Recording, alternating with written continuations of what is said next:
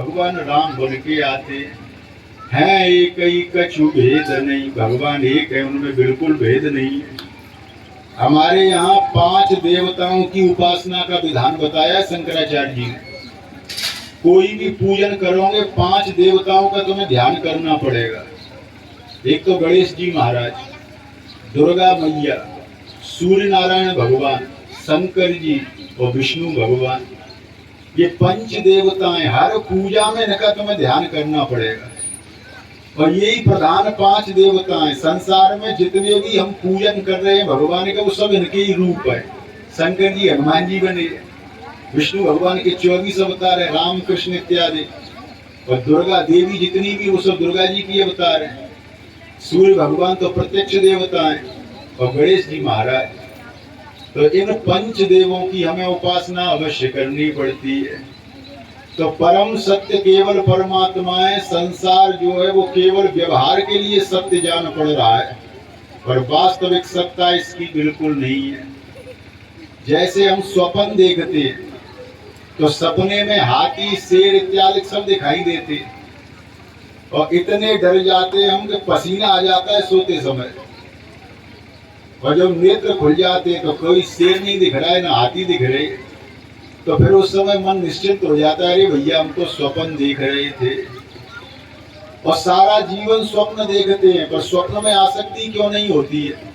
क्योंकि हम जानते हैं कि ये तो मिथ्या है, वास्तविक नहीं। ऐसे ही जो महात्मा लोग होते हैं, परम तत्व लोग, परम तत्व को जानने वाले, वो संसार को स्वप्नवत ही समझते हैं। इस संसार में जो भी दिखाई दे रहा है वो स्वप्न के समान है। मूंछो नैन कितम को नाई, जब तक आंखें खुली हैं तब तक संसार दिख रहा है, और जब आंखें बंद हो गई तो संसार है ही नहीं। संसार अंदर बसा हुआ है, वही बाहर दिख रहा है। हमारे यहाँ एक महात्मा हुए केशव दास, उन्होंने लिखा है, केशव कहे न जाए कहा कहिए, शून्य भीति पर चित्र रंग नहीं, तनु बिनु लिखा चितेरे।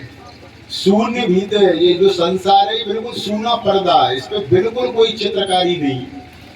पर भगवान की माया का फॉक्स ऐसा पड़ रहा है कि संसार दिखाई दे रहा है। जैसे टॉकीज में हम आप देखने जाते हैं पिक्चर इत्यादि, तो वहां पे केवल पर्दा लगा हुआ है, सामने मशीन रखी है, मशीन का फॉक्स जब पर्दे पे पड़ता है तो उसमें चित्र दिखाई देने लगते हैं।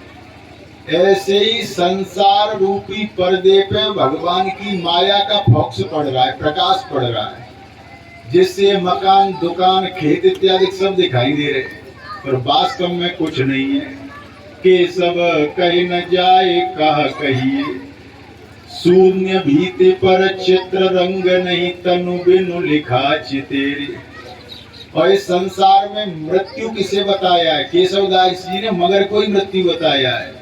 रवि कर नीर बसे अति दारुण, मकर रूप तेहि माही, बदनहीन सो ग्रसहि चराचर, पान करन जेहि जाही, केशव कहे न जाए कहा कहिए। मृत्यु का शरीर आज तक किसी ने नहीं देखा है, तो केशवदास जी लिख रहे हैं बदनहीन, बदन माने शरीर नहीं दिख रहा है उसका, पर फिर भी चराचर जगत को खा रहा है। किसी ने मृत्यु नहीं देखी है, पर सब देख रहे हैं, रोज लोग मर रहे हैं। आज फलाने चले गए, कल फलाने चले गए, परों फलाने चले गए। मृत्यु को किसी ने देखा नहीं तो कहाँ जा रहे? तो केशवदास जी लिख रहे हैं कि बदनहीन सो ग्रसहि चराचर, और पान करन जेहि जाही,